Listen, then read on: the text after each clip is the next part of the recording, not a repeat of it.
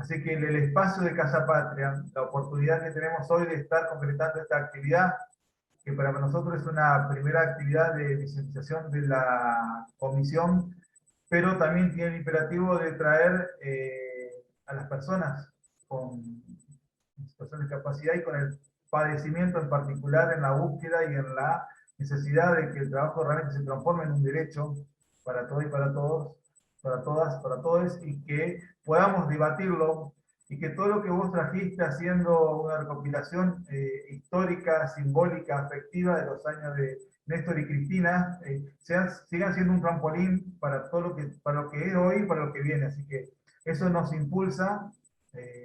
El reconocimiento de los 12 años de Néstor y Cristina también es algo que desde la comisión las que participan lo traen y es un elemento fundante el por qué están.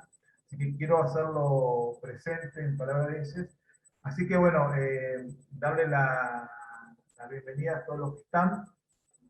Contarles que la transmisión tiene subtitulado.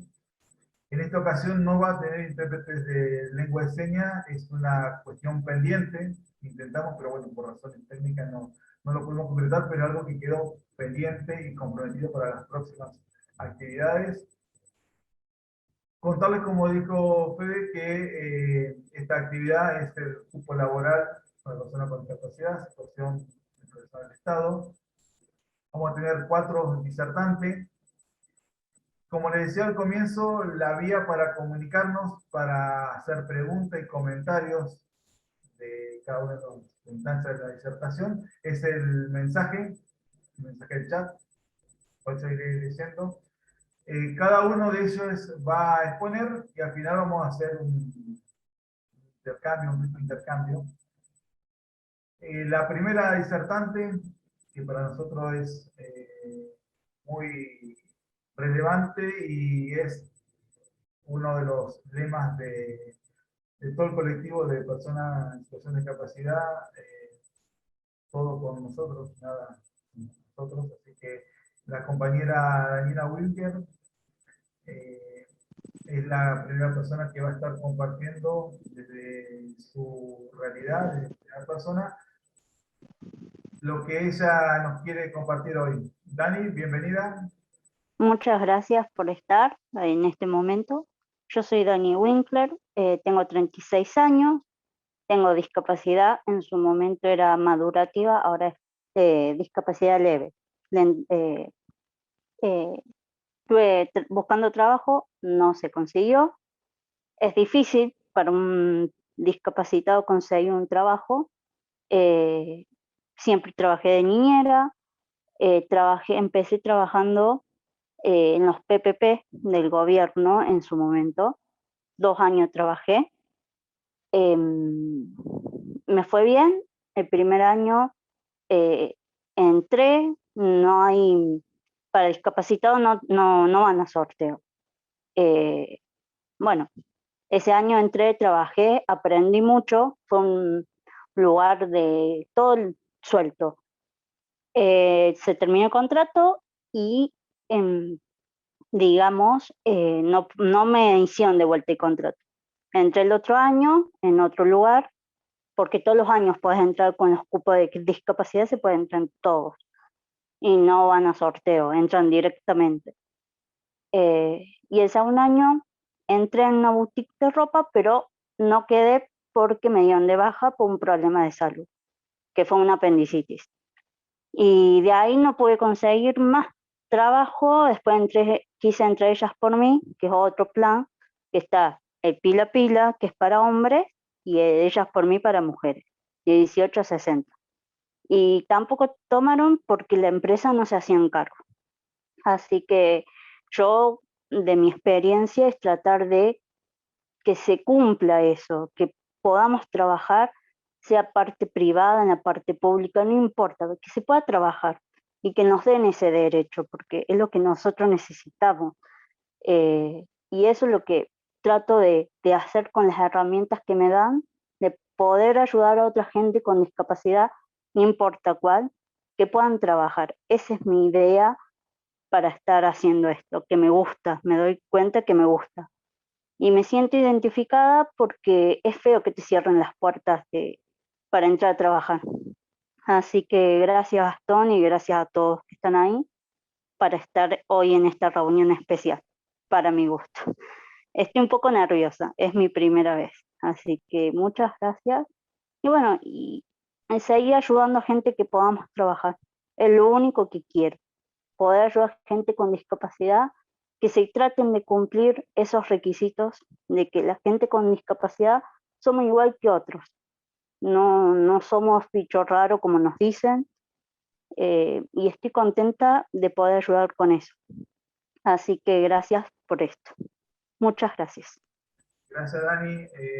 Vos me decías justamente eso al comienzo, que estaba nerviosa. Y bueno, conjuntamente íbamos a ir haciendo tu primera exposición. No sé si te quedó algo pendiente, si querés agregar algo más, si querés contar algo más también, por qué, bueno, te motiva la participación en la exposición. Por una cuestión de ayudar y poder también de mi parte seguir consiguiendo trabajo en otras cosas. Y no porque tengas un certificado especial y que fuiste a un colegio especial, te rechacen.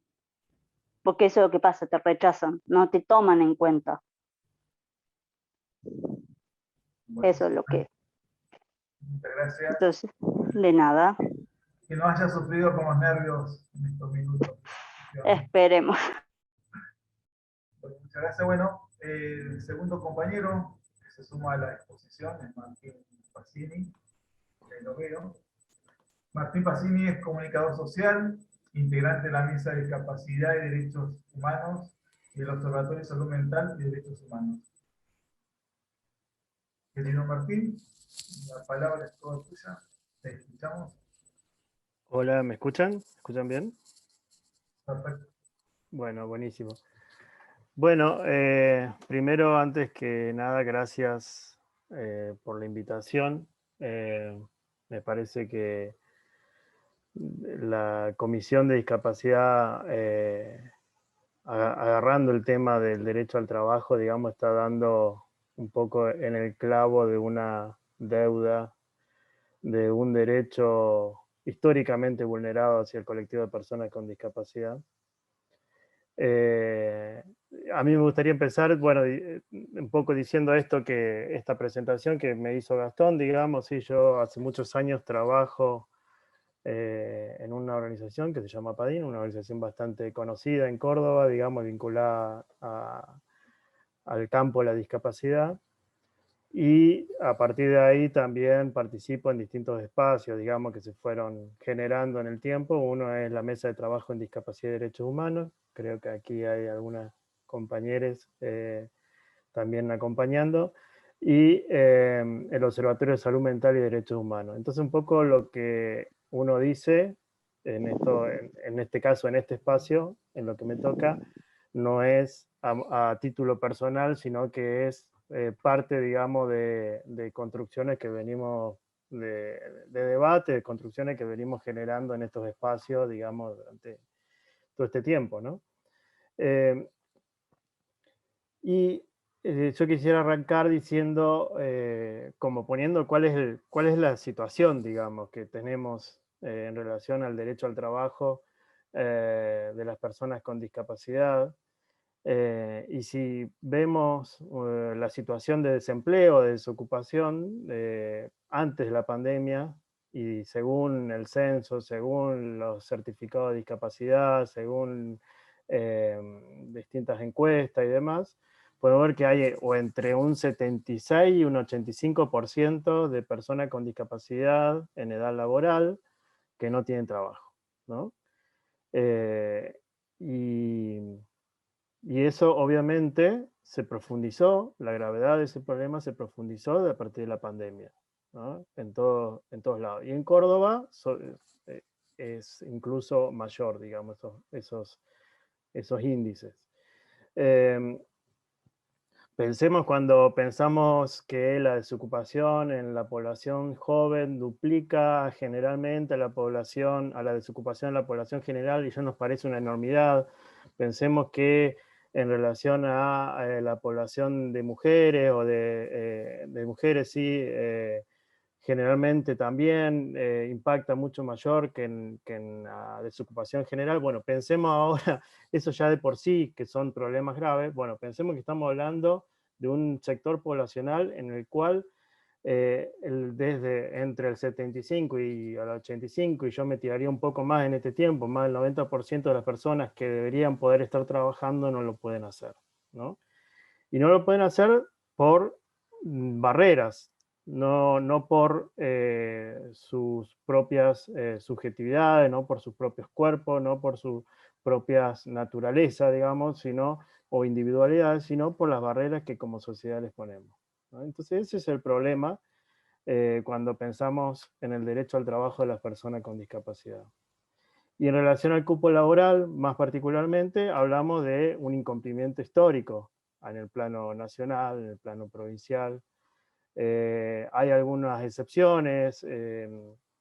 Federico empezaba comentando un poco bueno, todo los 15 años, digamos, de gobierno del kirchnerismo y demás, y ahí evidentemente hubo avances, hay que destacarlo, digamos, particularmente en algunos lugares, como el Ministerio de Trabajo, donde se logró alcanzar ciertos índices, pero cuando empezamos en toda la estructura institucional, digamos, del Estado, tanto a nivel nacional como a nivel provincial, no alcanza el 1% del cumplimiento del cupo, ¿no? Y saben, bueno, a nivel nacional el cupo es del 4% y a nivel provincial y municipal, en el caso de la ciudad de Córdoba, del 5%. Entonces, creo que lo primero que hay que hacer es ver por qué, ¿no? ¿Cuál es el problema? ¿No? ¿Cuáles son las razones por las cuales históricamente nunca se logró cumplir? Porque si nos ponemos a pensar, hay leyes que algunos dicen que son leyes muy buenas, o podemos discutirlo. Tenemos reglamentaciones, etcétera, pero en los hechos nunca se ha cumplido, ¿no? Y creo que hay que hacer como un pequeño recorrido histórico. Yo voy a tratar de hacerlo lo más rápido posible esto, porque para este tema, digamos, hay una historia larga y una historia corta. Vamos a tratar de hacerla corta y en todo caso ir a lo central, digamos. Pero me parece que es importante destacar, porque en la historia se encuentran las razones también, ¿no? Y si pensamos que la primera ley que habló sobre cupo laboral a nivel nacional fue una ley del año 74, impulsada por un espacio político militante que se llamó el Frente de Liceos Peronistas, más conocidos como los Rengo de Perón, y que impulsaron una ley sobre derechos de personas con discapacidad. No se llamaba así, estamos hablando de otras épocas, digamos, pero hoy sería una ley de derechos, de protección de derechos de personas con discapacidad, y planteaba el cupo laboral tanto para el Estado como para las empresas privadas, ¿no? Era una ley en ese momento, en el año 74, de avanzada, ¿no?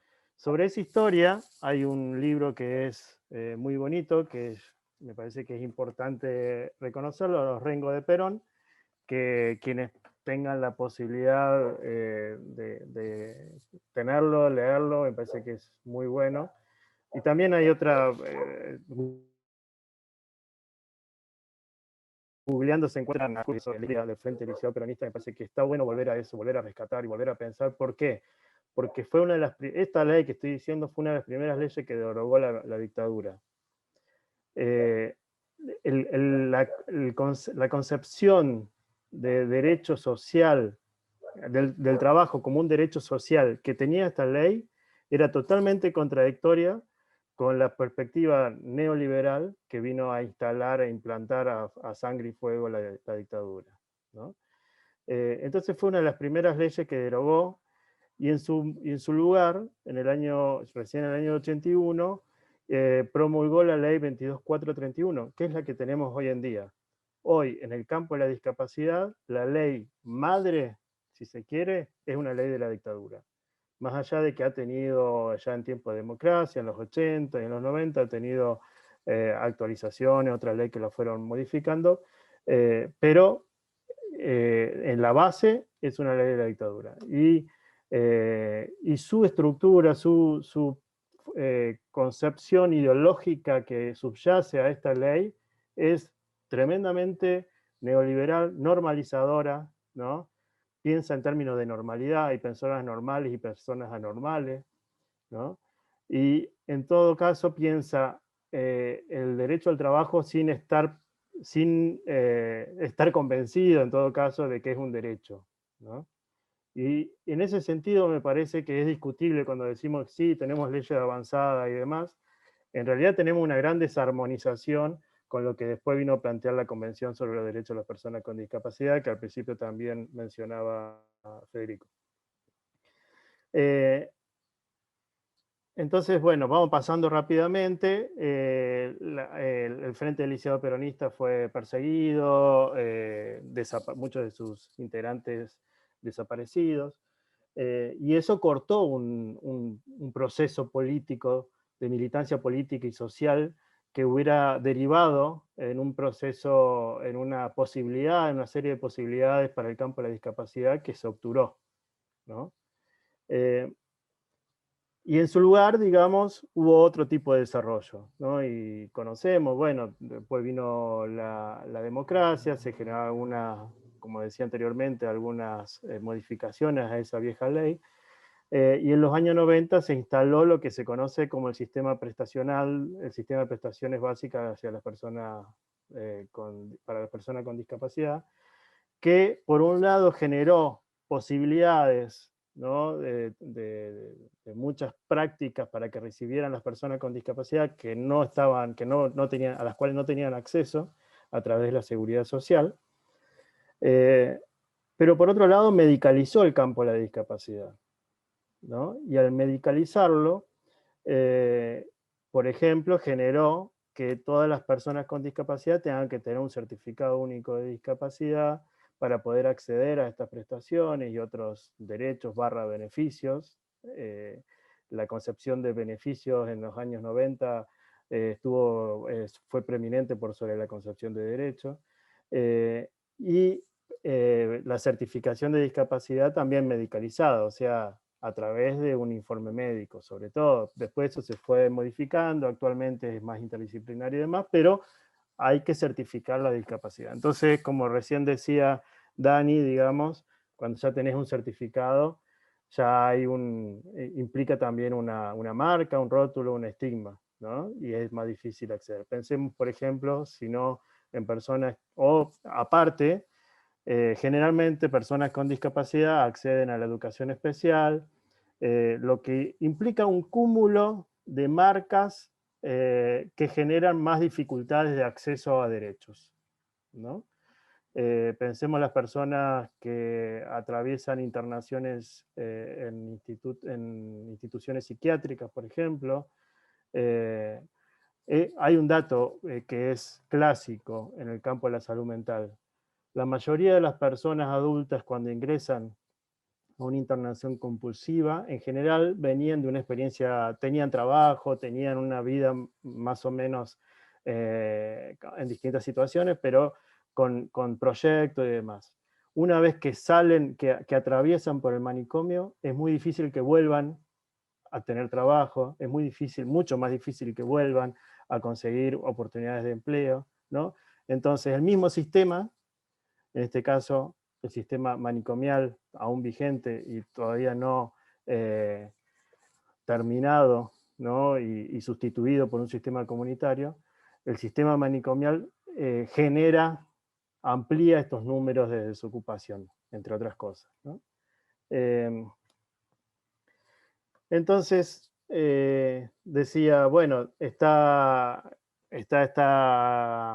además de la ley del año 81 que decía anteriormente, también está la ley de cupo laboral a nivel provincial, que incluso es anterior a la primera ley del año 74, esta es del año 73 y después fue modificada en el año 2000. Bueno, esa ley nunca fue reglamentada. La ley que nosotros decimos que es del cupo laboral de la provincia, que determina el 5% del cupo laboral, no ha sido reglamentada por lo menos hasta donde he podido investigar, digamos, no ha sido reglamentada. De hecho, hace unos 4 años hubo una demanda contra EPEC de una persona con discapacidad que demandaba entrar por el cupo laboral, ¿no? Y EPEC lo rechazaba, entre otras cosas porque decía que esta ley provincial no estaba reglamentada, ¿no? Después el TCJ dijo EPEC puede reglamentar en lo que le corresponde a EPEC hacer para que brindar el cupo laboral. Es una judicialización que aún está en proceso, ¿no? Pero bueno, entonces, cuando se instaura toda esta, en los años 90, que se instaura todas estas políticas de prestaciones, medicalizantes, etcétera, en el campo de lo laboral empiezan a haber, sobre todo, experiencias de inclusión laboral en empresas, ¿no? Donde se articulaban organizaciones, todavía lo hacen, organizaciones, instituciones dedicadas a la temática, organizaciones sin fines de lucro, dedicadas a la temática de la discapacidad, con empresas, con organizaciones empresariales, y a veces con agencias de recursos humanos y demás, ¿no? Pero hay siempre una constante, digamos, si vemos todo este recorrido histórico, hay siempre una constante, que es una mirada capacitista, ¿no? Es decir, el capacitismo en el caso del trabajo no implica solamente el no brindar trabajo porque tiene una discapacidad, sino pensar que hay trabajos especiales para personas especiales, por ejemplo, ¿no? Entonces, las personas con determinada discapacidad intelectual son consideradas que sirven para hacer trabajo rutinario, que a otras personas no les gusta, se cansan. Bueno, las personas con síndrome, esto estoy diciendo una representación social totalmente equivocada e injusta, digamos. Las personas con síndrome de Down son tenaces, entonces pueden hacer acciones repetitivas y demás, que otra persona se cansa, se aburre, etc. Así, qué sé yo, podemos pensar personas ciegas que desarrollan otro sentido. Bueno, todas esas son miradas capacitistas que no piensan, que piensan que todas las personas con determinadas situaciones o con determinados certificados, digamos, son iguales, ¿no? Forman parte de una masa homogénea, ¿no? Y que por lo tanto todos los síndromes de Down tienen determinadas características que se repiten en uno y otro, ¿no? Borrando toda singularidad, subjetividad, etc., ¿no? Martín, Sí. quedarían 2 minutos. Uf, agarré el camino largo. Bueno, pero entonces pasamos los años del kirchnerismo, donde hubo un avance, sobre todo en lo que tiene que ver con los derechos sociales, en esto de la ampliación de derechos. La Convención sobre los Derechos de las Personas con Discapacidad se promulgó en el año 2006, la Ley Nacional de Salud Mental en el 2010. Hubo avances en ese sentido. Hubo avances en pensar que las pensiones no contributivas no tienen un techo, o sea, Néstor Kirchner decía, donde hay un derecho no hay techo. Entonces se amplió el universo de personas beneficiarias, ¿no? Y en esa época nuestras discusiones eran que, por ejemplo, la pensión no limitara, no hiciera que la persona que la lucha era por el trabajo y no por la pensión. Siguió esa discusión, llegó Macri, dio de baja todas las pensiones, nos corrió el alambrado y salimos a pelear por las pensiones y el derecho al trabajo quedó mucho más allá, ¿no? Empieza el gobierno de Alberto y volvió la esperanza y volvió la pandemia, y apareció la pandemia en el medio. En lo provincial, digamos, no contamos con esta posibilidad de tener esperanzas, digamos, realmente. Y voy a pasar un poco ya a lo último, planteando, hay un montón de cosas para hablar, es un tema que realmente requiere de un cambio. A ver, lo que quiero decir es, lo más importante quizás es, no alcanza con hacer hacer una convocatoria a personas con discapacidad para cumplir con el cupo, ¿no? hay que pensar estructuralmente desde una concepción de lo que nosotros llamamos el modelo social de la discapacidad, que implica que la discapacidad no está en los cuerpos de las personas. La discapacidad se genera a partir de las barreras de todo tipo que generamos. Esas barreras son físicas, que enseguida imaginamos las barreras físicas, comunicacionales, simbólicas, representaciones sociales, actitudinales, políticas públicas, leyes. Todo eso funcionan como barreras que no permiten el acceso y el ejercicio de derechos de las personas con discapacidad. Entonces nosotros decimos, ¿qué implica esto? Implica articular una política de acceso al derecho al trabajo, en este caso el cupo laboral, con una mejor accesibilidad, una accesibilidad universal, compensar en políticas de apoyo para las personas con discapacidad, compensar una concepción del derecho del trabajo como un derecho y no como no para funcionar en una estructura neoliberal, digamos, de una subjetividad neoliberal, donde valemos a partir del plusvalor que generamos, ¿no?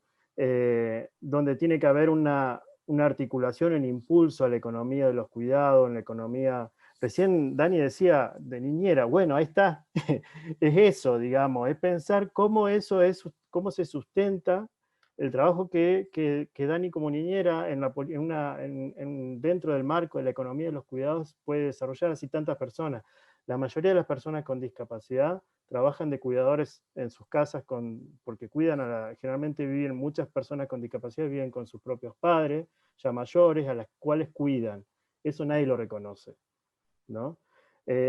Hay mucho más para hablar en relación a una política y una economía de cuidados con una perspectiva de discapacidad, que piense la política de apoyos también ahí, y sobre todo una economía social, digamos. El mercado el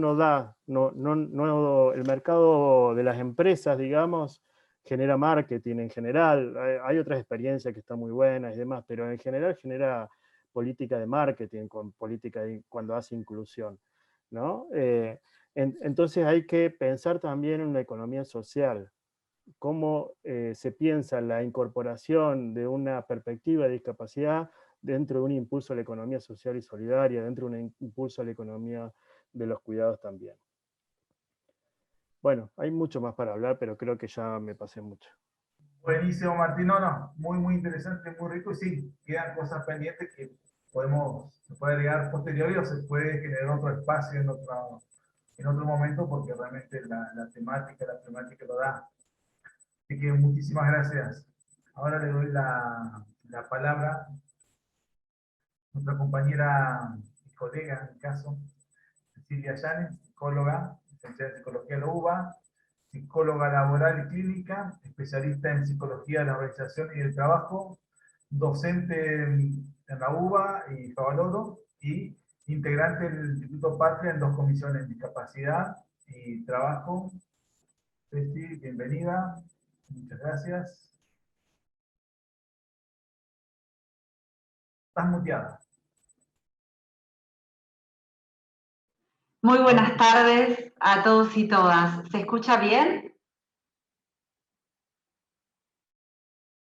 Bueno, en principio muchas gracias a Casa Patria Córdoba y especialmente a Gastón por la invitación. Es un gusto poder participar y compartir este espacio con ustedes. Creo que son sumamente importantes este tipo de espacios en un contexto como el actual, de tanto aislamiento a partir de la pandemia, que pienso que son espacios de resistencia donde se pueden llegar a construir conquistas de derechos, ¿sí? Bueno, como para empezar con una reflexión respecto al tema que hoy nos convoca, reflexionar sobre las personas con discapacidad implica pensar en la diversidad inherente a la esencia humana. Si se pone en el foco el hecho de ser diferentes, sabemos que todas y todos lo somos. El punto es qué diferencias se está dispuesto a registrar y cuáles tal vez se prefiere invisibilizar y acallar. Me parece importante destacar el poder que ostentan grupos significativos para definir la identidad de otros y otras y las posibilidades de inserción laboral. Un poco siguiendo la línea que traía Martín, desde la antigüedad hasta nuestros días han existido distintas concepciones en el tratamiento otorgado a las personas con discapacidad, ¿no? Intentando seguir una línea de un raconto histórico. Estas concepciones coexisten en algunos ámbitos en mayor o menor medida en la actualidad y poseen impacto sobre la vida, la calidad de vida, la identidad y las posibilidades de inclusión sociolaboral. El paradigma por el cual se boga ahora, o el modelo, es, como lo nombraba el compañero, el modelo social, que considera que las causas que originan la discapacidad son en gran medida sociales. Esto significa que más allá de las diversidades funcionales de las personas, la discapacidad es el resultado de una sociedad que no se encuentra preparada ni diseñada para hacer frente a las necesidades de todos, todas y todes.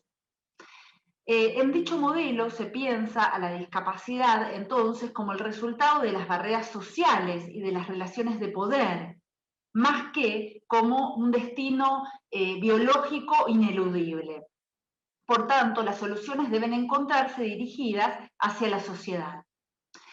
En cuanto a los medios de subsistencia y a las posibilidades laborales, desde el modelo social se plantea como método idóneo tratar de privilegiar lo que se llama el trabajo ordinario en el mercado laboral formal, ¿sí? Y solo excepcionalmente se acepta el trabajo protegido, en tanto las personas lo requieran. Asimismo, creo importante destacar que existe una creciente conciencia respecto a que muchas de las dificultades a las que se enfrentan las personas con discapacidad a la hora no solo de obtener, sino también de mantener, ¿sí?, un empleo o trabajo, se deben más al modo en el cual ese trabajo está estructurado y organizado que a la discapacidad en sí misma. Por tanto, esos obstáculos podrían ser superados si se adoptan las medidas adecuadas. Asimismo, bueno, pensando un poco en las dificultades de inserción que tiene el colectivo de personas con discapacidad, me gustaría un poco acercarle a algunos porcentajes en relación a, bueno, estas dificultades. De acuerdo a la ENDI, que ya fue administrada por allá por el 2002-2003, que fue la primera encuesta nacional de personas con discapacidad, complementaria al Censo Nacional de Población de Hogares y Viviendas 2001, únicamente una cuarta parte de las personas con discapacidad en edad laboralmente activa estaban en aquel entonces ocupadas, ¿sí? La tasa de empleo era mayor y de ocupación en varones que en mujeres, ¿sí? Siguiendo un poco, bueno, la línea que sabemos que existe de la dificultad del género de las mujeres de insertarnos en el mercado laboral formal y de desarrollarnos en comparación a los varones. Bueno, esto mismo es detectado en el colectivo de personas con discapacidad. En este punto podemos traer a la mesa el concepto de interseccionalidad. Es decir, cuando cruzamos más de una variable, pensamos, por ejemplo, en persona con discapacidad, pero además pensamos en género femenino y podemos cruzarlo con inmigrantes, bueno, el nivel de exclusión podría llegar a, digamos, volverse aún mayor, ¿sí? Tal como expresaba el compañero Martín, en el marco de la pandemia, seguramente los porcentajes de desocupación se han incrementado, ¿sí?, en la población en general y en la población de personas con discapacidad en particular. Como para sumarles algunos porcentajes más, ya en el censo 2010 se había estimado que en la Argentina existían 1.110.000, un poco más de, perdón, 5.110.000 personas con discapacidad, ¿sí? Esto supone que aproximadamente el 13% de nuestra población tiene algún tipo de discapacidad, de las cuales se considera que el 50% de esos más de 5 millones está en edad laboralmente activa en la actualidad. De esto inferimos que hay 2.500.000 personas con discapacidad que están en etapa laboralmente activa. Otra cifra que me gustaría compartirles de la Organización Iberoamericana de Seguridad Social, esta investigación fue en el 2015, en la cual se determinó que alrededor del 80% de las personas con discapacidad en algunas zonas y regiones de Iberoamérica está desempleada. Por tanto, sí, se puede estimar que más del 80% en la actualidad, dado la pandemia, ¿sí? Tal como decía Dani, sin dudas, la población de personas con discapacidad posee marcadas dificultades para insertarse laboralmente. En este sentido, vale preguntarse qué se pone en riesgo.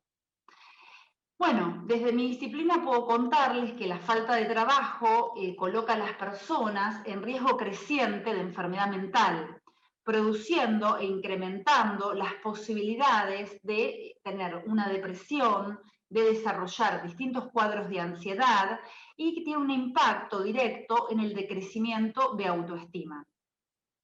También despoja la falta de trabajo, despoja a las personas de la posibilidad de afrontar apremios vitales, afectando la posibilidad de planificación del futuro, la posibilidad de tener una salida exogámica en los más jóvenes y la construcción de un rol autónomo. El trabajo suele ser por excelencia promotor de sociabilización, por tanto la privación de trabajo acota marcadamente los intercambios sociales, privando a los sujetos de, por ejemplo, desarrollos personales, desarrollos profesionales, de la posibilidad de autorrealizarse y de obtener un reconocimiento social. En suma, estar sin trabajo coloca a las personas en un estatus distinto, postergado. Los individuos muchas veces se autoperciben excluidos de la sociedad y esto los hace sentirse en un rol marginal que claramente afecta su identidad. No olvidemos que el trabajo también es constructor de identidades, ¿sí? Y cuando hablamos de trabajo, no hablamos de un reconocimiento que se busque en el ser, sino en el hacer, ¿sí?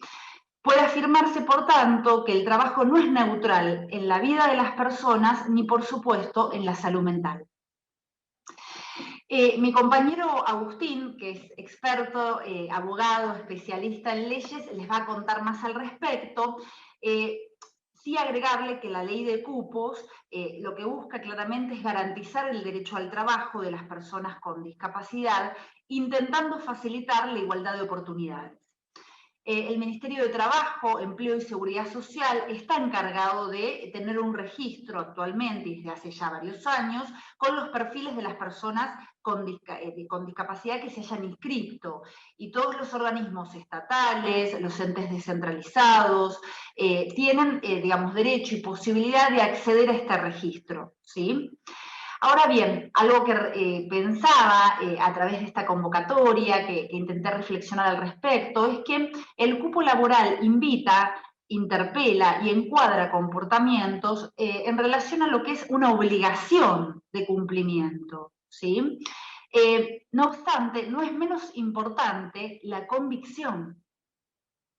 ¿Sí? No debería haber una puja entre obligación versus convicción, deberíamos trabajar mucho más en la convicción, tanto de las empresas privadas, ya que no tienen obligación, excepto las proveedoras del Estado, como también en el sector público, ¿no? No solo trabajar para que se cumpla el cupo, sino también para que exista una convicción al respecto, lo cual implica una aceptación y una valoración de las diferencias, lo cual va en las vías de una real aceptación y una real inclusión, ¿sí?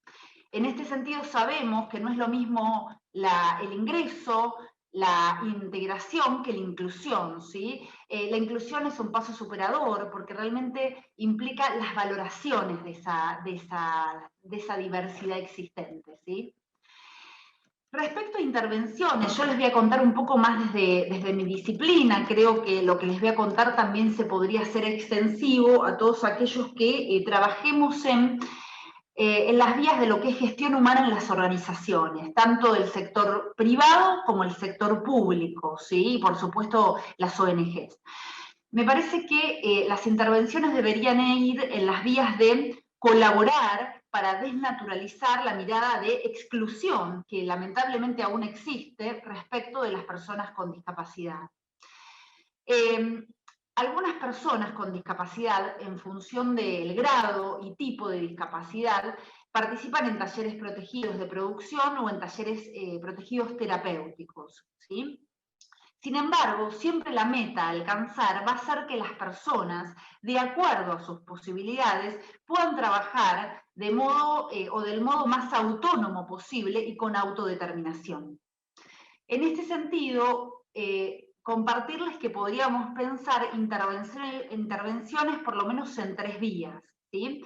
Con personas con discapacidad, por un lado, con empleadores y con organizaciones. Cuando hablo de organizaciones, incluyo tanto a organismos públicos como a empresas privadas, por supuesto, teniendo en cuenta las diferencias, sobre todo en la ley, ¿sí? Que no aplica a empresas privadas. Sí. Respecto a trabajadores... Sí. Quedan 2 minutos. Oka, gracias por avisarme. Bueno, voy a ser sintética. Respecto a trabajadores con discapacidad, se puede trabajar siempre en la línea de inserción y o reinserción laboral, de acuerdo al caso, poniendo foco en forjar estabilidad en el trabajo, en lograr una inclusión sociolaboral y un desarrollo, ¿sí? La idea es no solo trabajar sobre los ingresos, no debería ser el único objetivo lograr eficientemente el ingreso y el cumplimiento de cupo, sino también poder lograr que las personas quieran quedarse en ese entorno laboral, que haya una inclusión y además que puedan desarrollarse en el mismo, ¿sí? Bueno, dicho esto, se puede trabajar en la línea de fomentar empleo o fomentar fomentar emprendimientos. En lo que es fomentar empleo, bueno, dar apoyo en todo lo que es búsqueda de empleo, ¿sí? Desde cómo armar un CV hasta cómo buscar trabajo en las nuevas fuentes de empleo tecnológicas, hasta cómo afrontar una entrevista laboral. Y asimismo poder capacitar a la población de personas con discapacidad en distintas competencias técnicas y de gestión que les permitan incrementar su empleabilidad. Eso en materia de empleo. En materia de emprendimientos, bueno, por un lado poder capacitar, ¿sí? Tanto para poder pensarse forjando un oficio con demanda local en la provincia, ciudad o pueblo donde vivan, como también pensándose como emprendedor o emprendedora. Y también asesorarlos y asesorarlas en materia de, bueno, todo lo que ofrece el gobierno de subsidios económicos para lograr emprendimientos de personas con discapacidad. En relación a los empresarios, ¿sí? O empleadores, las intervenciones estarían en las vías de fomentar acciones para sensibilizar, concientizar en la importancia de alojar e incluir a la diversidad en las organizaciones y por supuesto también asesorarlos en todos los beneficios impositivos que reciben los empleadores de personas con discapacidad, ¿sí? Como para hacerlo sintético. Y luego, en la parte de organizaciones, se puede trabajar en múltiples sentidos, pero desde revisar descripciones de puestos que muchas veces están obsoletas y llenas de prejuicios, no solo hacia la población de personas con discapacidad, también con límites de franjas etarias, con límites de género, ¿sí? Entonces, poder revisar eso, poder revisar los procesos de selección, entendiendo de que hay que poner foco en lo que las personas pueden aportar, en este caso, en lo que la población de personas con discapacidad podría aportar en cuanto a sus capacidades y competencias, y no poner foco en lo que no tienen, ¿se ve? Porque en realidad nadie tiene todas las competencias, ni existen competencias universales para poder desempeñarse eficazmente en todos los puestos de trabajo, sino que todos tenemos potenciales, capacidades y limitaciones. Entonces, en este caso, poder pensar en qué pueden aportar para ese puesto en particular. Asimismo, en las organizaciones, poder trabajar los procesos de selección en lo que sería adecuación, depende del tipo de discapacidad, a veces hay que adaptar la entrevista o las evaluaciones psicolaborales, y sobre todo, ya para cerrar y no tomar más tiempo, trabajar en capacitación en quienes conducen las organizaciones y en el resto de los miembros, en lo que sería la inclusión de personas con discapacidad, donde lo que trabajamos es la dimensión psicosocial del trabajo, ¿sí? Que haya una real valoración de la inclusión y asimismo que puedan conocer aspectos claves respecto de qué necesidades pueden tener las personas con distintas discapacidades, por supuesto poder escucharlos y escucharlas, y poder, digamos, incluir algunas acciones que faciliten la comunicación, los intercambios y el trabajo en equipo, teniendo en cuenta que todas las personas somos interdependientes. Es decir, que todas las personas necesitamos el apoyo de otras personas para desarrollar nuestra autonomía.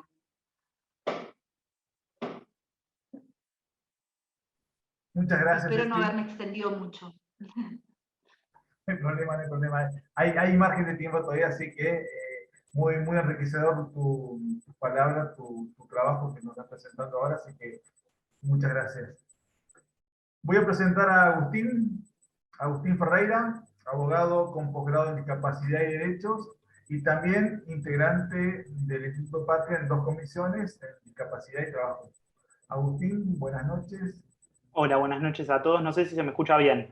Sí, perfecto. Bárbaro. Bueno, gracias por la invitación. Gracias a Dani, a Martín, a Ceci, a vos, Gastón, por haber armado todo esto. Voy a tratar de ser sinceramente sintético, así después quizás queda margen a preguntas, porque yo me imagino que con el título de la charla hay muchas personas que vienen justamente a ver de qué manera poder acceder a un empleo o ayudar a algún familiar a acceder a un empleo. Por eso me parece importantísima la intervención de Ceci recién, de Cecilia, que bueno, sabe un montón en relación a eso. Ojalá hayan podido tomar nota, porque uno viene con una idea a la charla y cuando escucha las intervenciones de los compañeros, también de Martín, que hasta me hizo reflexionar sobre algunas cuestiones que yo tenía ya una posición tomada, es enriquecedor. Yo, desde mi aporte, quisiera complementar algunas cuestiones muy brevemente. Decir, bueno, un poco los datos que decía Ceci: el 15% de la población mundial se entiende que tiene discapacidad, y según la Organización Internacional del Trabajo, la mayoría ocupa lugares marginales. Yo cuento brevemente mi caso particular. Yo trabajo en la justicia de la ciudad, es decir, la justicia local, como si fuera la justicia local de Córdoba, el Poder Judicial de la Ciudad Autónoma de Buenos Aires, y soy una persona con discapacidad y llegué al grado de funcionario judicial. Y soy la persona que mayor rango tiene en todo el Poder Judicial de la Ciudad de Buenos Aires. Lo cual, lejos de enorgullecerme, habla a las claras del lugar de marginalidad a la que someten al colectivo. De hecho, entré justamente por la aplicación de la ley de cupo local, que al igual que, como dijo Martín, en Córdoba, acá también es del 5%, es decir, aumenta 1 punto en relación a la nacional. Respecto de la ley de cupo, complementando lo que dijo Martín y hablando también del libro de Alejandro Alonso, la lucha de los rengos de Perón es justamente lo que hay que remarcar. La lucha de José Liborio Poblete. Nosotros con Ceci hemos dado charlas al respecto y hacemos también un raconto de cómo fue. Ellos se organizaron, trabajaban para las damas de la beneficencia en condiciones paupérrimas, se organizan, luchan, los reprimen, bueno, toda una historia, y se vuelven a organizar y lo que hacen es, se hizo fuerte y se crea la Unión Nacional Socioeconómica del Lisiado, UNCEL, y ahí, a través del diputado Britos, se consigue la primera ley de cupo, que nunca llega a formalizarse, porque viene la dictadura militar y la derogó antes de que se pueda aplicar. Pero que incluía, y me parece importante remarcar, que la ley de cupo establecía el cupo para la gestión estatal y para la gestión privada también. Cuestión que ahora se vuelve a retomar y que en la actual ley de cupo no está. Obviamente, lo único que hay una obligatoriedad del Estado incumplida del 4%.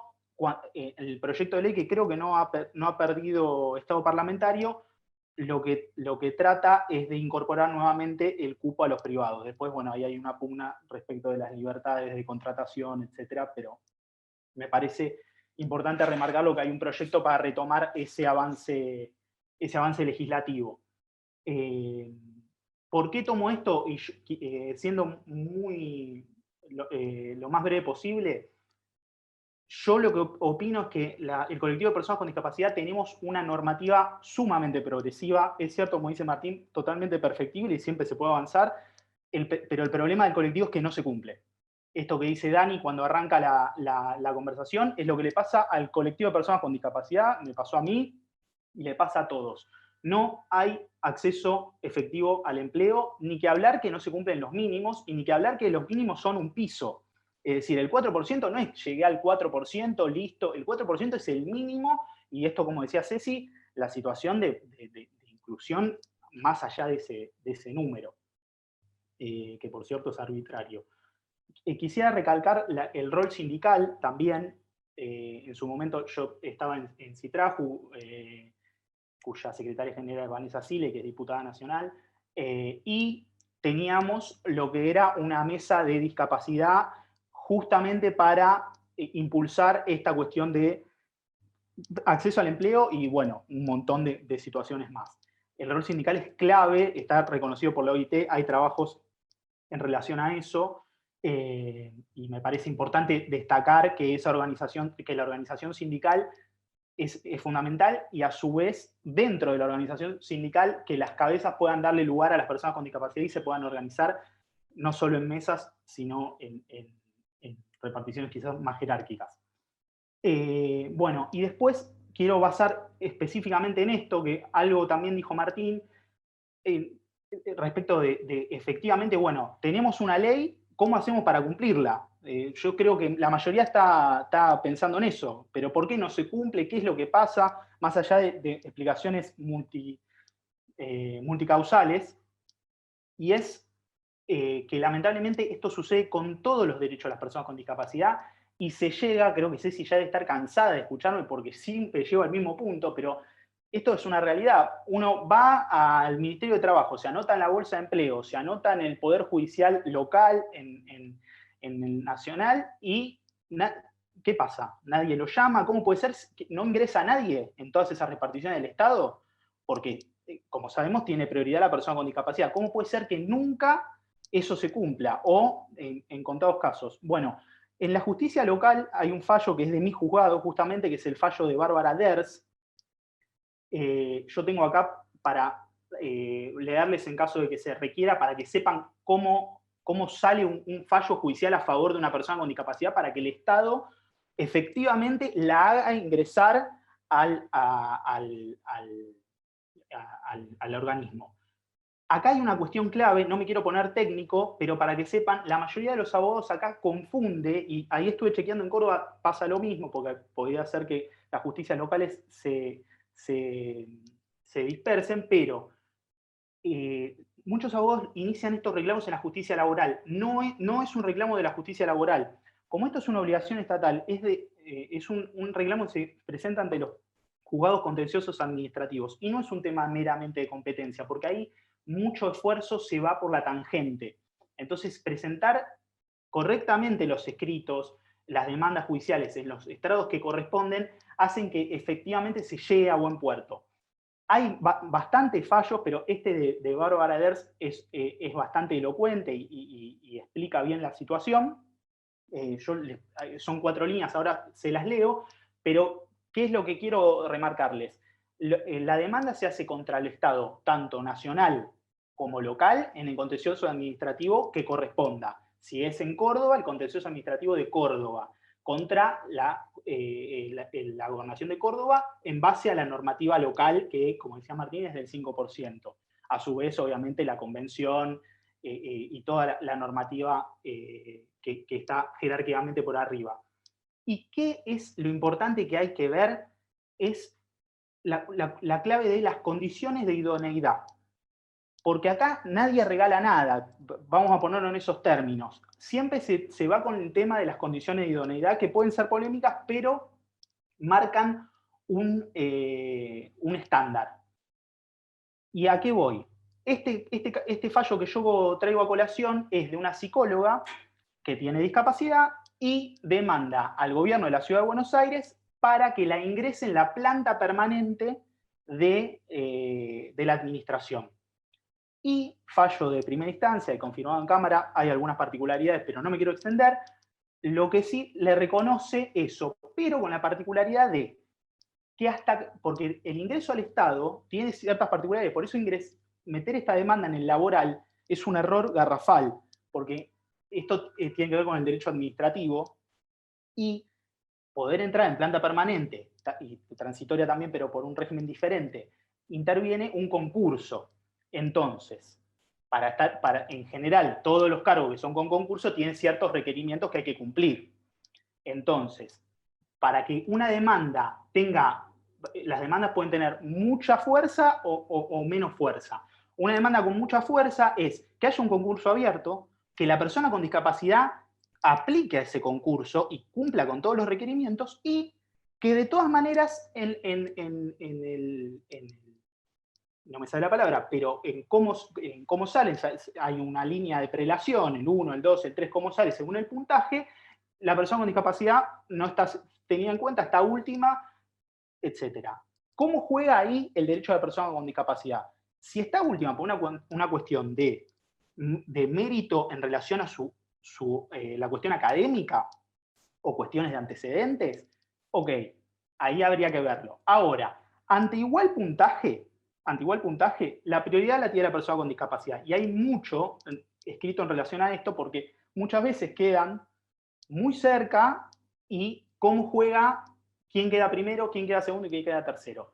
Ahí es una demanda con mucha fuerza. Si alguna vez ven y muchas veces la mayoría de los que se presentan no tienen discapacidad, entonces ahí si uno tiene el CUD, tiene mucha fuerza esa demanda. Hay un concurso, se presentan al concurso, y hay una segregación respecto de no se cumple la ley de cupo, bueno, esa demanda tendría mucha fuerza, mucha virtualidad de prosperar.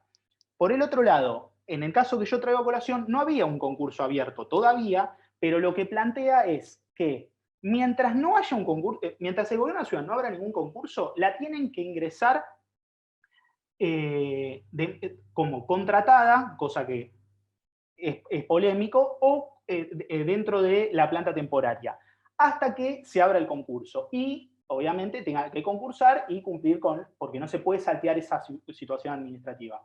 Todo esto, los que están escuchando lo tienen que saber para poder, en realidad lo tienen que saber los abogados que vayan a contactar, para poder encauzar la demanda. Porque lamentablemente la ley de cupo, y la podemos perfeccionar, nunca, lamentablemente, hasta que, esta va a ser la otra parte que quería decir, ya creo que me estoy extendiendo, hasta que nosotros nos podamos organizar como colectivo y tomar esa mística que tenían los rengos de Perón, el Frente de Liceos Peronistas, y poder visibilizar, tomando como ejemplo la lucha de las mujeres, y poder visibilizar la temática, y poder traer a colación todas estas cuestiones que suceden,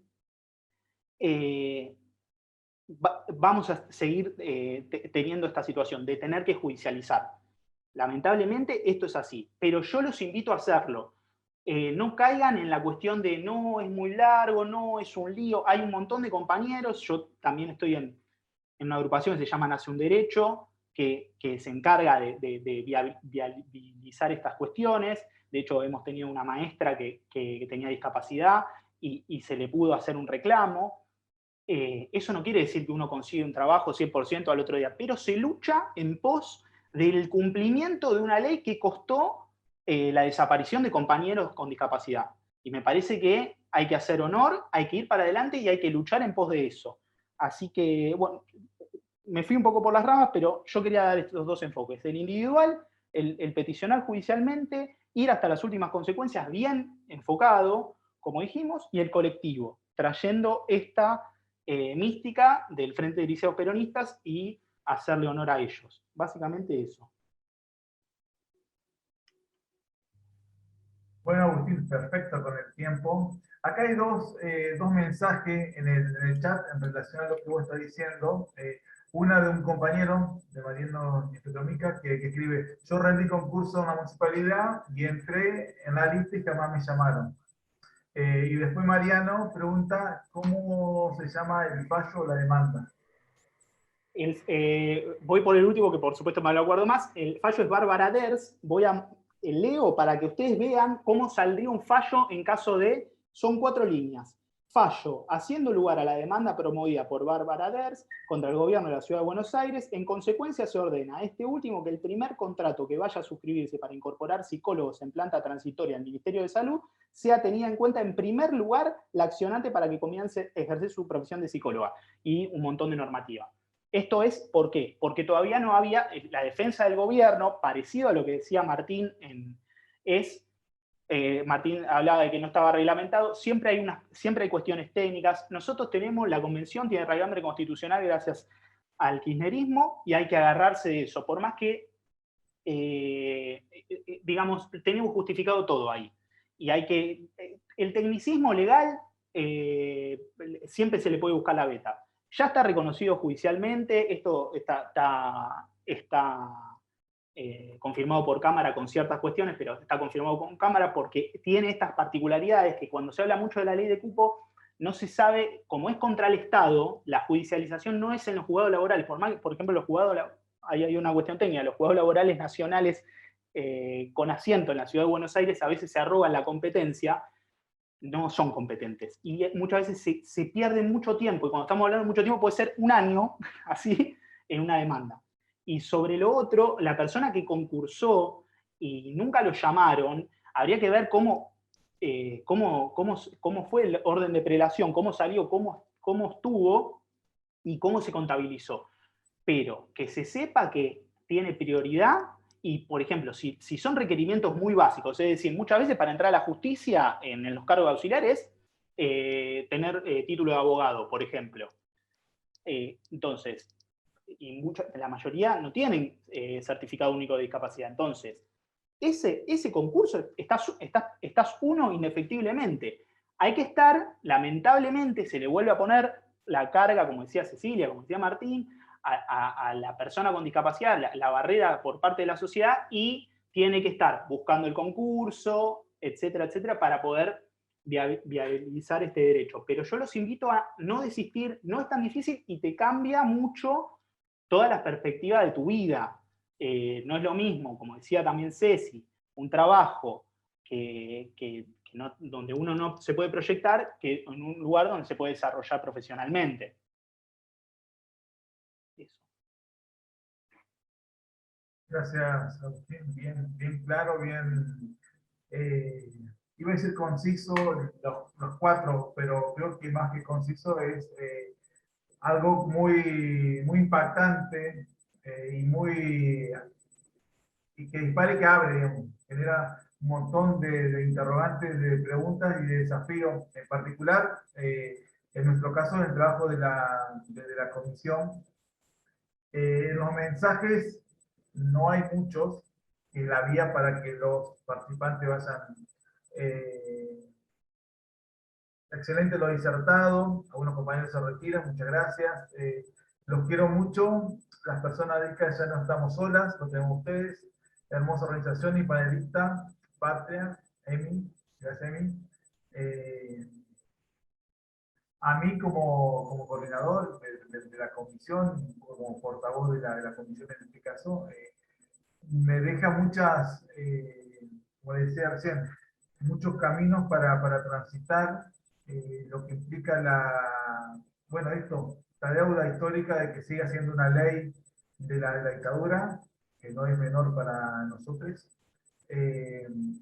lo que implica las barreras simbólicas, todo el impacto de las barreras simbólicas, sumado al peso de los prejuicios, para también poder plantear qué es un trabajo, para quién es un trabajo, cuál es el lugar, lo que plantea Ceci, digamos, y Martín, cuál es el lugar que una persona, en este caso con discapacidad, pueda acceder a qué tipo de trabajo, la capacitación, la formación y todo lo que implican, no solamente ir por la parte judicial cuando un derecho es negado, como en este caso, como lo que traía Agustín, sino como todo ese proceso, este padecimiento es vivido en carne propia e históricamente con las personas con discapacidad, y que, bueno, hoy en este espacio no solamente le damos la visibilidad, porque la visibilidad viene existiendo con el padecimiento de muchos de ustedes, con el trabajo de las organizaciones,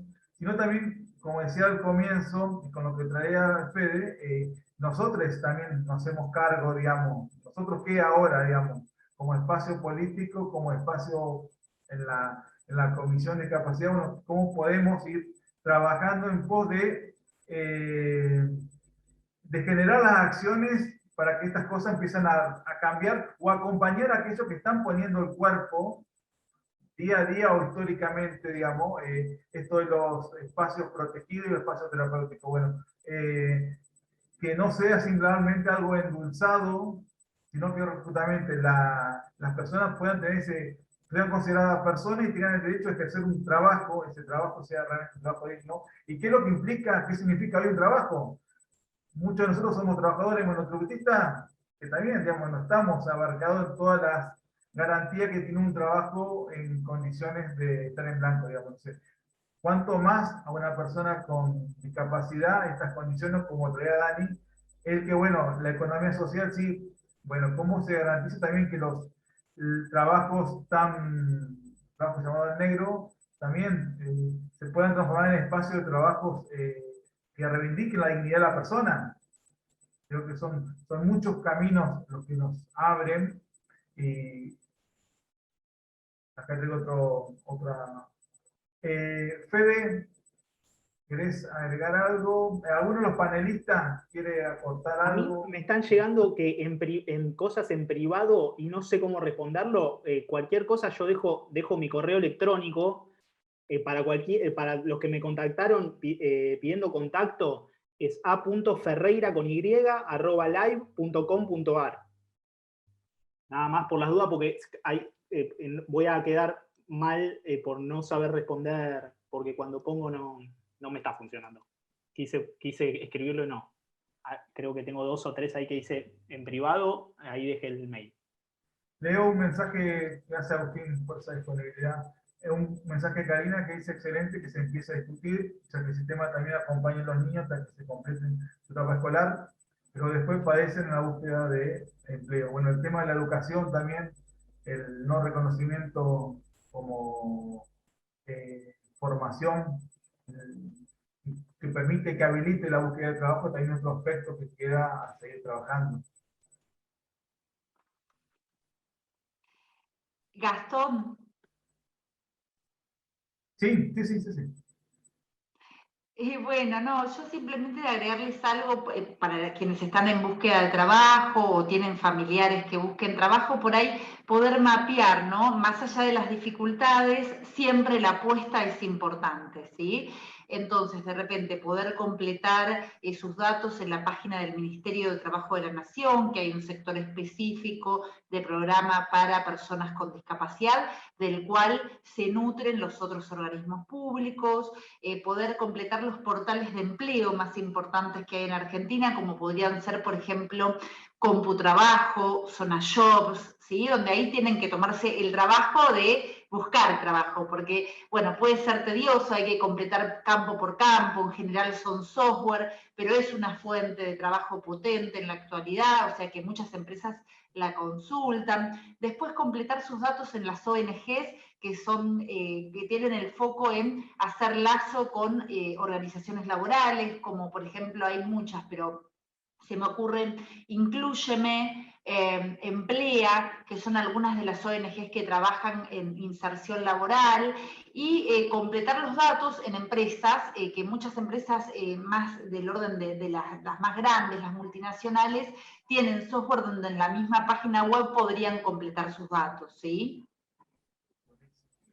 Muchas gracias por esa información. Ceci, que muchas veces no circula. No, de nada. ¿Martín? Puedo agregar una cosita, porque a mí me parece que hay como dos planos, digamos, de agenda. Por un lado, me parece que hay que, como dicen los compañeros, hay que ocupar todos esos espacios, todos esos caminos, digamos, para acceder a las oportunidades que existen. Y al mismo tiempo, digamos, creo que recién Agustín decía, mirando, y es algo que venimos en el campo de la discapacidad, lo venimos diciendo en los últimos años, que mirar un poco el movimiento de mujeres y lo que ha hecho, lo que ha generado, y creo que necesitamos algo así como una marea disca, creo, me parece, porque es eso lo que va... ¿Me escuchan? Sí, De repente están todos frisados. Creo que eso es lo que va a generar transformaciones de fondo, digamos. Nosotros venimos diciendo, necesitamos una ley, por ejemplo, una ley Micaela de la discapacidad, donde todos los funcionarios públicos se capaciten en una perspectiva del modelo social de la discapacidad y demás. Pero, por ejemplo, en Córdoba hay una ley recientemente promulgada, se va a reglamentar, pero quienes lo están impulsando, digamos, son el mismo gobierno, digamos, son quienes están actualmente llevando adelante las políticas medicalizantes de la discapacidad. Es decir, ¿cuál es el lugar de las personas con discapacidad para impulsar eso, digamos? ¿Cuál es el lugar de protagonismo? Creo que ahí hay una agenda pendiente. Me parece que es buenísimo que las personas, que no seamos solo las personas sin discapacidad las que estemos ocupando, hablando en nombre de, sino que sean las propias personas con discapacidad. Los compañeros han dicho, digamos, la consigna del movimiento, que en todo el mundo de las personas con discapacidad se levanta como una bandera que nada sobre nosotros y nosotros, digamos, y realmente ese es el paso que hay que dar, donde quienes no tenemos discapacidad, digamos, realmente seamos los apoyos, y quienes levanten la lucha, digamos, sean las propias personas con discapacidad. Mientras tanto, claro, hay que tratar de buscar todas las formas para conseguir esas oportunidades y demás, pero la fuerza del colectivo es lo que realmente va a transformar qué entendemos por trabajo, qué entendemos por derecho y qué entendemos por persona con discapacidad laburante, ¿no? En este caso. Bueno, eso quería decir. gracias, Martín. Gastón, Sí, yo quería agregar algo más, que es que coincido plenamente con lo que dijo recién Martín, ¿no? De tener que impulsar mucho más la lucha, por supuesto hoy tenemos el ejemplo de la lucha feminista, ¿sí? Pero que hay otros colectivos vulnerados que no han llegado todavía a tener el alcance de la lucha feminista. Y en relación a esto, creo que hoy estamos discutiendo como más en el llano, como si fuera que estamos carreteando y nos faltaría volar. ¿Qué sería volar? Digo, no solo pensar en una obligatoriedad mínima en un piso de incorporación de personas con discapacidad, sino realmente poder entender también el significado que tiene el trabajo en la vida de los seres humanos, que no solo tiene un impacto y una retribución económica y o material, sino que tiene una compensación psicológica y social, donde no da lo mismo trabajar de algo que no me gusta que trabajar de algo que me gusta, ¿sí? Esto lo digo porque a veces se arrasan las subjetividades en función de focalizar y llegar únicamente a los números, a lo cuantitativo, a un porcentaje, ¿sí? Y creo profundamente en lo que planteaba anteriormente Martín, de que muchas veces se estigmatiza y se homogeneiza, bueno, todas las personas con síndrome de Down, todas las personas con discapacidad visual, son útiles para determinada función. Y no es así, hay muchísimas singularidades a tener en cuenta, entre ellas las motivaciones y las expectativas de los sujetos. ¿Sí? A ver, la salud mental también se juega en esa ligazón con un trabajo, y trabajar en sintonía con las propias capacidades, vocación, potencial y competencias es constructor de salud mental, y no es igual que simplemente cumplir un cupo y que me pongan en un puesto de trabajo y tal vez sí estar contento, contenta porque por fin tengo un trabajo en blanco, pero estar haciendo cualquier función que no me gusta, pero además que no tiene nada que ver con mis propias capacidades y motivaciones. ¿Se ve? Me parece que es hora de en algún momento abrir estas puertas, de poder ahondar la discusión en cuestiones más profundas, ¿no? buenísimo. Suma más todavía. Gracias, Ceci. Fede, Gastón, ¿puedo hablar un segundo? sí, Hola, Dani. Natalia. O sea, está bueno, por ejemplo, la parte pública, sé que hacen concursos está bueno que pudieran hacer publicidades, que se puedan ver, porque muchas veces yo me entero después que hubo concursos para poder entrar por parte de discapacidad. Entonces estaría bueno que pudieran hacer publicidades en la parte pública. Yo me he anotado en CompuTrabajo y así nunca me llamaron. He cargado mis datos y tampoco me llamaron, o sea, es difícil. Por eso estaría bueno que en la parte pública, si hay, en la parte sea nacional, provincial o municipal, que se hagan publicidades para que esa gente pueda anotarse, porque si no, nunca te enteras que hay concursos para poder entrar. Estaría bueno poder pelear esa parte y que se cumpla esa ley. Eso es lo que yo pienso. Gracias, Dani. Y mientras vos hablabas, Emi asentía con la cabeza también. Y Martín agrega que la publicidad también sea accesible a las personas con discapacidad. Yo Ahora, puedo si agregar querés. algo que una característica de los concursos, al ser un acto administrativo, es la publicidad. Literalmente se llama así técnicamente. Tiene que ser público. El tema es que ahí hay toda una cuestión de qué lo hace público. Entonces, siempre cuando hay un concurso, por ejemplo, en el Poder Judicial local, digamos, de Córdoba, tiene que aparecer, por ejemplo, ahora esto es algo nuevo con las nuevas tecnologías, porque antes era por edictos, ahora también igual, pero se le suma ponerlo en el frente de la página web. Ni bien uno entra, se llama concurso para tal cargo. Eso Poder Judicial, Poder Ejecutivo, Poder Legislativo, tanto local como nacional. Entonces, esos son los nuevos métodos de publicidad. Muchas veces no son accesibles porque la temática está absolutamente invisibilizada, bueno, todo lo que uno podría traer a colación, pero una de las características es esa. Gracias, Hugo.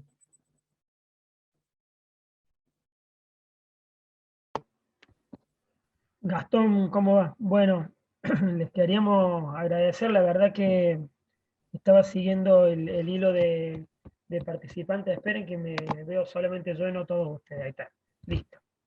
Llegamos a 48, 49 compañeros participando y bueno, la verdad que esta comisión, la Comisión de Discapacidad de la Casa Patria de Córdoba, se haya puesto en funcionamiento con tremendas y tremendos compañeros que disertaron hoy. Digo, yo lo conozco a Martín. Martín me decía al principio, lo voy a mandar al frente, que nos conocemos de un delito que ya prescribió porque tiene 20 años. Pero la verdad lo conozco como un militante incansable y como un orador incansable de la temática de la discapacidad.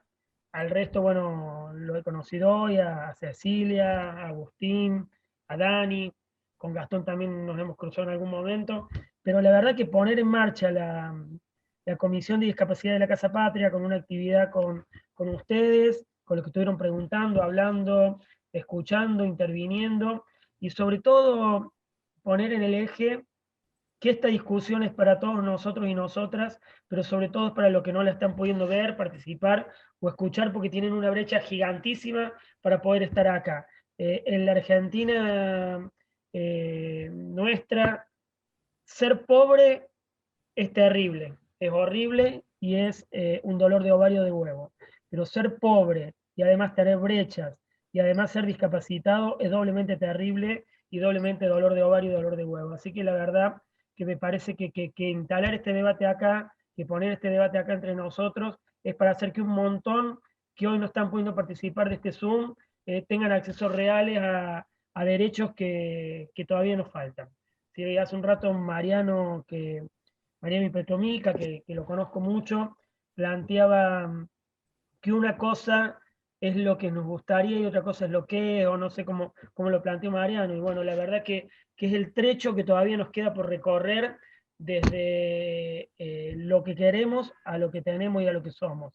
Y de eso se trata este espacio que abrió la Casa Patria en la Comisión de Discapacidad y cada una de las comisiones de la Casa Patria. Por ahí la veía Leli López, que coordina una colega que coordina una comisión, y una cantidad de compañeros que participan de la Casa Patria, abriendo debate para poder instalar derechos que hoy están conculcados para todas y para todos y para todas. Así que bueno, la verdad les quiero agradecer en nombre de la Comisión Directiva de la Casa Patria, en nombre de Gaby, que me escribió mientras estábamos participando y que está con el Ni Una Menos, y ojalá que el Ni Una, Ni Una, Ni Uno sea en todo y cada uno de los ámbitos de los derechos que quedan por transformar en no solo legislaciones, sino en realidad en nuestro pueblo, y ojalá que el gobierno de Alberto, el gobierno de Cristina, el gobierno de todos, logre acercar un poco más que lo posible y lo necesario se conjuguen y sean realidades efectivas, como dice una frase usada por todos nosotros. Así que bueno, muchísimas gracias a ustedes, ¿sí? Sí, gracias, Fede. También quiero agradecerle a Gabriela, que bueno, su preocupación y su atención, avisándonos que no iba a poder estar hoy, pero que me iba a estar acompañando, y el acompañamiento constante a la comisión. Así que también el agradecimiento a Gabriela, presidenta de nuestra Casa Patria Córdoba. Acá me dicen, me pide la palabra Sandra. No ha tenido ninguno de los participantes la palabra. Podemos hacer la excepción, pero un minutito, pues ya estamos cerrando.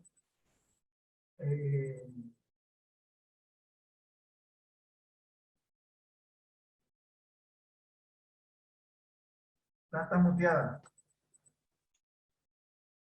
Ya le dimos audio. Ahí está, ahora sí. Bien, buenas noches. Y bueno, mi nombre es Sandra Salinas, soy de Entre Ríos. Simplemente, bueno, agradecer este espacio que ustedes han organizado, me parece sumamente interesante.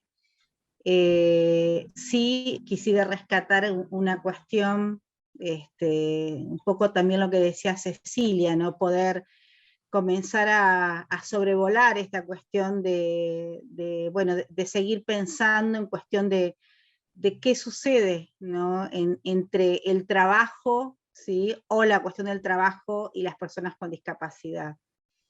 ¿Por qué lo planteo esto? Bueno, yo trabajo con personas con discapacidad desde hace casi 30 años, con personas con discapacidad intelectual, y en los últimos años me he dedicado a realizar un trabajo de investigación que espero poder presentar pronto, ¿sí? En el cual las mismas personas con discapacidad plantean la situación de la no inclusión laboral, más allá de las políticas, más allá de los programas, y cuestionan justamente, ¿no? El no tener lugar, el no ser considerados, y que le ocupemos lugares, y donde me incluyo, ¿sí? Le ocupemos lugares que son de ellos, ¿sí? Y particularmente cuestionan este lugar que se les otorga a través de las pasantías laborales en educación, ¿sí? Esto es algo que es muy importante poder pensarlo, es muy importante saltar la cuestión cuantitativa y comenzar a trabajar desde lo cualitativo, esto que implica de alguna manera estos espacios, ¿no? Donde personas con discapacidad que son incluidas y sus ingresos o no se les paga por el trabajo que realizan, o sus ingresos económicos son mínimos, que no les alcanza para poder solventar sus gastos a través de las pasantías laborales. Lo dejo así, como picando, porque digo, yo he participado, los he escuchado en 2 o 3 oportunidades, algunos de ustedes en otros eventos, y me pareció importante para poder sobrevolar esta cuestión de qué nos pasa, qué sucede, y por qué no podemos saltar esta cuestión de seguir pensando la inclusión laboral de las personas con discapacidad desde otros lugares, ¿no? Y no tanto desde lo cuantitativo. Esto es un trabajo que a mí me llevó mucho tiempo realizar. Como les decía, la idea es poder presentarlo pronto, y ojalá, como yo espero, tenga su lado positivo, que incluya y se piense un modo distinto, ¿sí? Particularmente en lo que es el tema de las pasantías laborales, ¿sí? Y por otro lado, que también me parece sumamente importante, que creo que lo dijiste, Martín, es poder pensar esta cuestión del capacitismo en discapacidad, que es algo que muchos venimos trabajando, porque también es algo que es muy importante poder romperlo como esta representación, ¿sí? que tenemos, que se tiene, que socialmente se tiene respecto de las personas con discapacidad. Simplemente eso, agradecerles y bueno, y poder pensar también desde otro lugar esta cuestión de la inclusión laboral. Me parece que es necesario, lo necesitamos, lo necesitan las personas con discapacidad. Gracias por el espacio. Gracias a vos, Sandra, por tu aporte. Bueno, también otro cierre más a esta actividad. Llegamos al final. Le agradezco profundamente al disertante, al participante, a Casa Patria, y bueno, a Gabriela, a Fede, a Ariel, que han estado manejando, organizando la parte que no se ve, pero que hace que esto se termine completando. Al compañero que estuvo también la parte del manejo de las redes. Bueno, los que están en Córdoba están invitados a sumarse a la actividad, a las distintas comisiones de Casa Patria, en particular a la nuestra,